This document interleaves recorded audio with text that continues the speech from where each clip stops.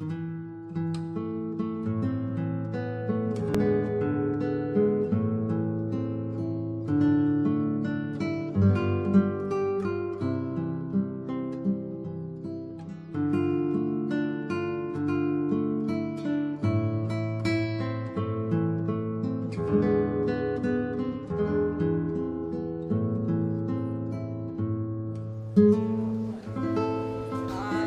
Al-Bakari kaže da roman pun nasilja koji iskazuje prezir prema nasilju i nostalgičnu želju za rock kulturom koja se poput nekadašnjeg novog talasa zasniva na ljubav i razumevanje.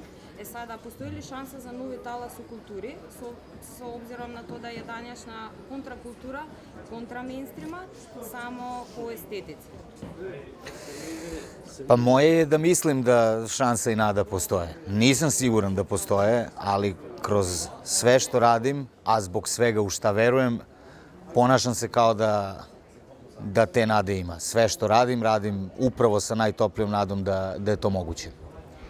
Da li postoji potreba za kontrakulturom ili je to samo semantički ponor? Pa trebalo bi da je kultura kontrakulturi, jel? Ako pod kontrakulturom podrazumevamo kič i šund, onda bi kontrakultura trebalo bude kultura sama. Međutim, šta je nezgoda? O tome ću malo i govoriti na ovom predavanju danas. Nezgoda je što su kič i šund izgleda mnogo privlačniji širim masama, bez obzira da li pod time mislimo na mlade ili na starije. I u tom smislu se kultura bori sa neprijateljem većim i atraktivnijim od sebe, nažalost. Što nije tipično za naše krajeve, mislim da je svugde u svetu tako, ali se kod nas više vidi jer smo mali. I uostalom, drugde kultura ima svoj teren po kom deluje, pa ako se nekom ne dopada, šta sad da radimo? A kod nas nekultura ima tendenciju da potpuno istisne kulturu iz javnog radara, da je gurne na marginu, marginine margine, da je nema, da se ne vidi i da se potpuno zatre. Tako da je to pomalo David Golijat situacija poslednjih godina,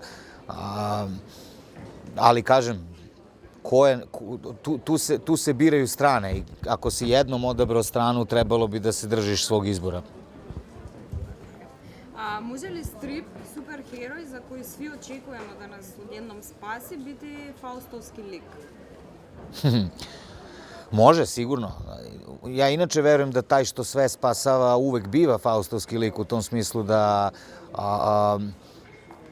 jedan deo sebe moraš da žrtvuješ, da staviš na oltar nekog višeg dobra. Sad, okej, možda ne baš faustovski u smislu da se proda i poda baš đavolu, ali sasvim sigurno mora da žrtvuje svoju privatnost, svoje vreme i gomilu drugih stvari da bi mogao da se igra bilo kakvog superherojstva.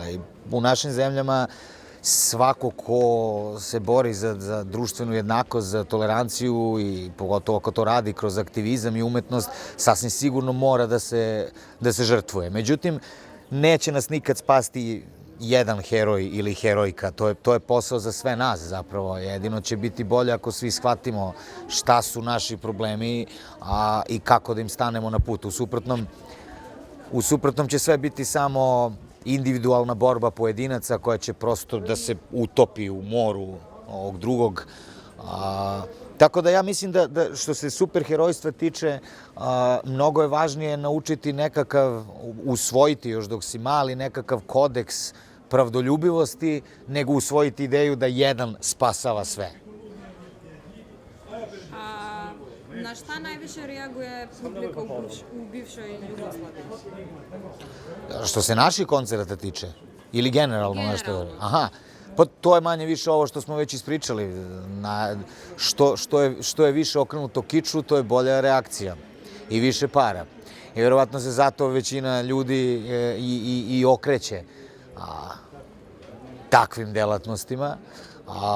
Ali kao što malo pre rekoh, to su bitke u kojima su strane unapred odabrane. Prosto ako biraš da si na strani kulture, ako odabereš književnost ili teatar ili strip ili muziku, trebalo bi da ti od starta jasno da to neće biti najpopularnije na svetu, da od toga nećeš zaraditi novce koje možeš zaraditi od kiča i šunda. Dakle, samo pokušavam da kažem da se ne treba praviti da su to neki novi zaključci koje usput steknemo i silno se iznenađivati otkud sad to. To je prosto tako.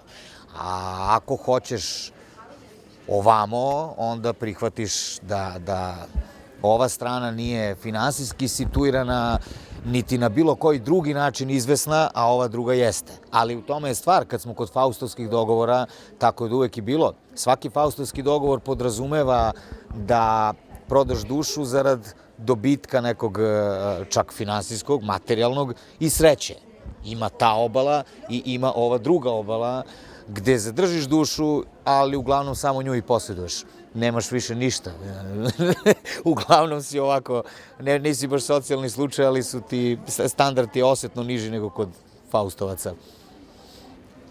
A po vašem mišljenju, koji je reper trenutno najbolji pripovedač? Uopšteno, globalno. Zvučaće pristrasno, ali mislim da je moj dragi prijatelj i kolega Edo Majka sasvim sigurno ime koje mi prvo pada na pamet kada je o MC-evima koji su kroz ono što rade u stvari pripovedači reč. Ovo vam nije prvi put da posjećujete Skoplje. Da li će Balkan nikada doneti bilo kakve promene? Pa, ovime se vraćamo na ono prvo pitanje. Realista u meni kaže, bojim se da ne. Ali zakleti optimista u meni kaže da to što je situacija takva ne sme da nam bude alibi za nečinjenje.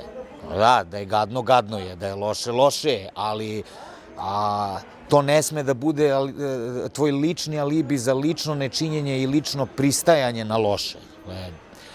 Borimo se kao da će do promene doći. A da li će? Verovatno ne.